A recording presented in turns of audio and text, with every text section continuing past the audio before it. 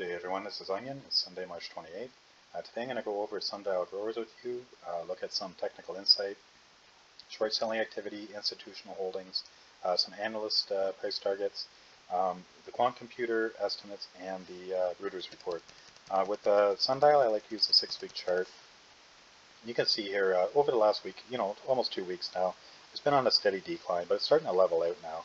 There was actually one indicator here on the 26th. You can see this is actually an indicator and a sign of a reversal. So I'll show you that in 1 second.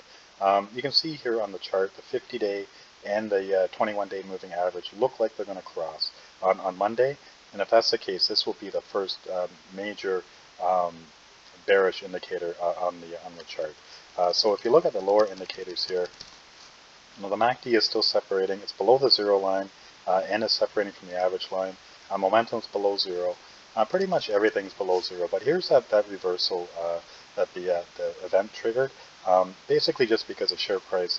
This is the commodity channel index, and it dropped below -100, and I went back up. So it's just at -100 now. So it's not at a good sign, but this is one of the first indicators that do show a reversal is coming. So you do have this here. The relative strength, we can see it's at 44, so there's still a little bit of room to go down if that's the way it continues to go. And every other indicator right now is pointing in that direction, but keep in mind that one, it did sign. That's one of the first ones to show that the reversal is coming. If we look at the short selling activity on Friday, it was fairly light, surprisingly, with the way the price was dropping there. But both Thursday and Friday have been very light. And I did mention back on Wednesday that I did get an alert that the share float increased in sundial. So I believe all the action now is just that offering getting dumped on the market, because you can see right here the short sellers, they are backing away. I did check the interest or the borrow rate for Monday, but it changes every 15 minutes. But it was 1.1%. But I didn't write it down here because by tomorrow morning it will most likely change. You can see the institutional holdings. It wasn't the last filing was March 24th, and it was the Amplify ETF. They added 1.4 million shares to the ETF, and that's a new position. So now in total you have 53 institutional owners, and they represent 1.53% of the float. So we look here. Oh, sorry, I was reading this. So I'm going to scroll to the top. This is a Reuters report, and I really like this report. It's very detailed. I'm not going to go through the whole thing with you, but I'll go to the top and I'll scroll down. You can pause wherever you want. The average score that sundial has is 1 out of 10. That's the lowest score it can get, but it's never been higher than 2, as you can see here. So I'm just going to scroll down. A few things I do want to show you is the earnings, because I'm on a lot of different stock boards, and a lot of people are saying that sundial beat the earnings. That's not correct. Sundial, they didn't beat the earnings. They were very close, but they didn't beat this time. They still had a negative 37% surprise. So, but you can see here it's really improved. Like look back at the last 6 earnings releases, and it is really getting a lot better. So that is a really good sign. And then you look down here. I just went over the institutional ownership with you, and I can show you the top owners here in a second. I get to the bottom of this. There it is here. So there isn't any no inside holders at all. Like executive, CEO, whatever. And then the institutional holders.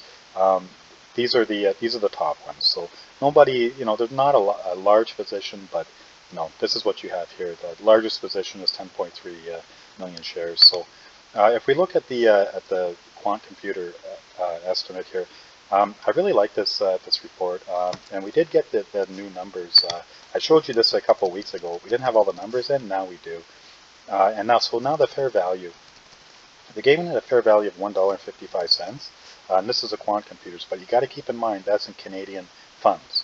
Okay, so this number here is Canadian, and the trading currency, obviously, the last close was $1.13.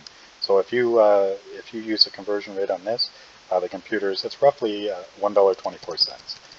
You can see here these are all the numbers that they use. There's a few valuation because they can't use price to earnings and price to cash flow. So there are a few metrics out, but overall this is that's their fair value is at $1.55 Canadian. So if we look at the there was one new analyst. Well, it wasn't new. It was, I think it was this was a maintained rating. But you can see here out of 4 analysts, the average price target is 74 cents within the next 3 months. And then here are your analysts here. So yeah, we had one maintained sell rating on the 20th. Price target 45 cents. Then you can see the other targets here.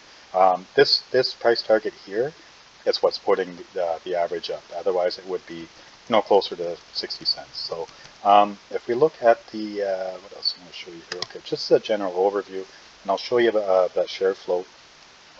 What I noticed the other day. So you can see here the shares outstanding. It was 1.67 billion.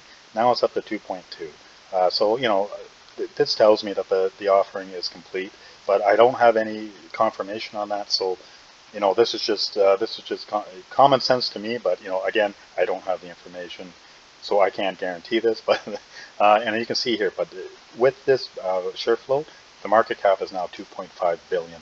So it's really getting up there. And you look at the price to sales ratio, it's 50.8. So in comparison, companies like Sundial should be in around 20. So just take that into account. And you can even see compared to their peers here.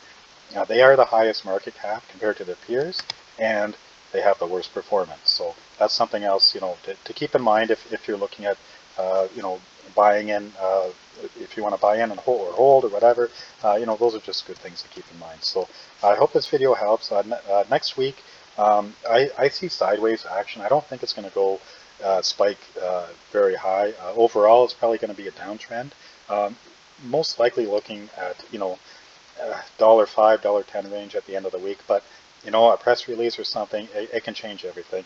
And that's basically what Sundial is going to need right now. They're going to need a little bit of guidance or something from the company, not rumors from New York legalizing stuff like that. They have to hear solid information from Sundial saying this is what we're doing, and they have the money, they have the board to do it.